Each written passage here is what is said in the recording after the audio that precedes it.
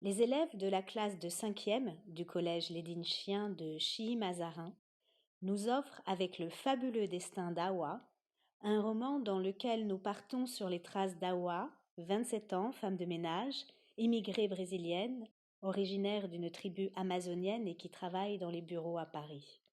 Sans amis ni famille, Awa a pour mari un homme violent, ayant perdu son travail et qui souvent la frappe. Mais un jour, alors qu'elle n'a pas envie de rentrer tout de suite chez elle après son travail, elle s'assoit sur un banc du jardin du Luxembourg et découvre sous celui-ci une mallette contenant une conséquente somme d'argent en espèces. La vie d'Awa pourrait-elle alors changer? C'est l'autrice Mercedes de Ambrosis qui a accompagné les collégiens dans l'écriture du livre. 8 heures du matin.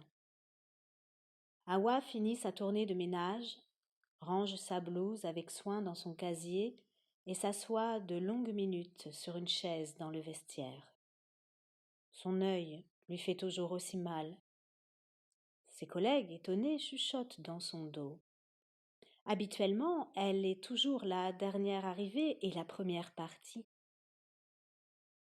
Elles aimeraient lui parler, mais ne savent pas comment l'aborder.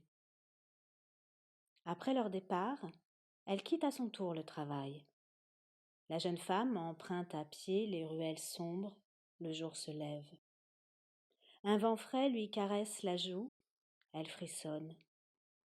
Elle débouche sur un grand boulevard plus lumineux où les commerçants sont déjà en train d'installer les décorations de Noël.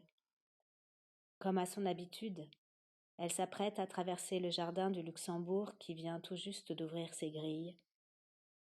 À l'entrée du parc, elle aperçoit un chat noir qui joue sur un tapis coloré de feuilles mortes. Elle a l'impression que les rares passants la dévisagent. Elle est épuisée, mais n'a pas envie de rentrer chez elle, et se dirige vers un endroit isolé, à l'abri des regards. Fatiguée, elle se laisse tomber sur un banc encore humide et fond brutalement en larmes. En sortant son paquet de mouchoirs de la poche de son manteau, elle fait tomber son trousseau de clés. Elle se penche pour le ramasser et aperçoit, dissimulée sous le banc, une mallette marron de type attaché-case.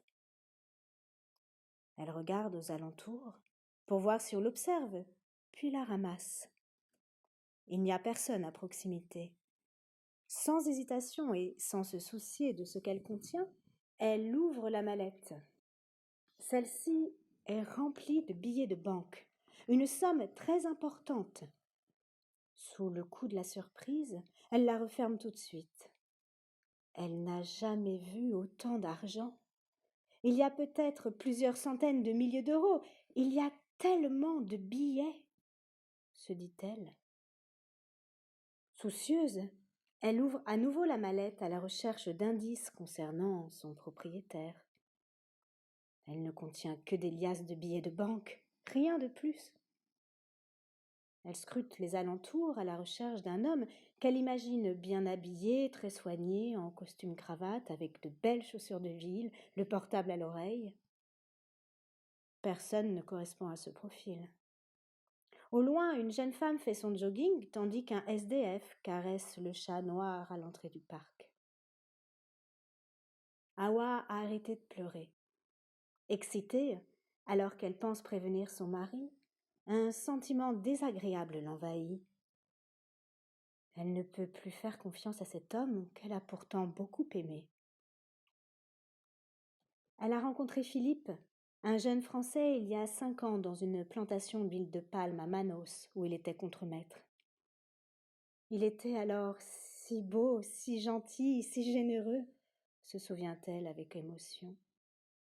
Il disait qu'il ferait tout pour elle, qu'ils vivraient ensemble un rêve. Elle donnerait sa vie aujourd'hui pour revenir quelques années en arrière. Amoureuse, elle a quitté sa tribu et son pays pour suivre son prince charmant en France. Elle ne devait jamais pleurer.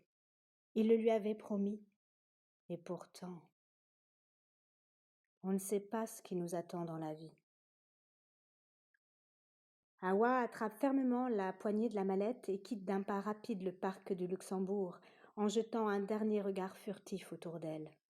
Sur le trajet, elle imagine qu'avec tout cet argent, elle pourra changer de vie, quitter son mari, quitter son travail, quitter la France.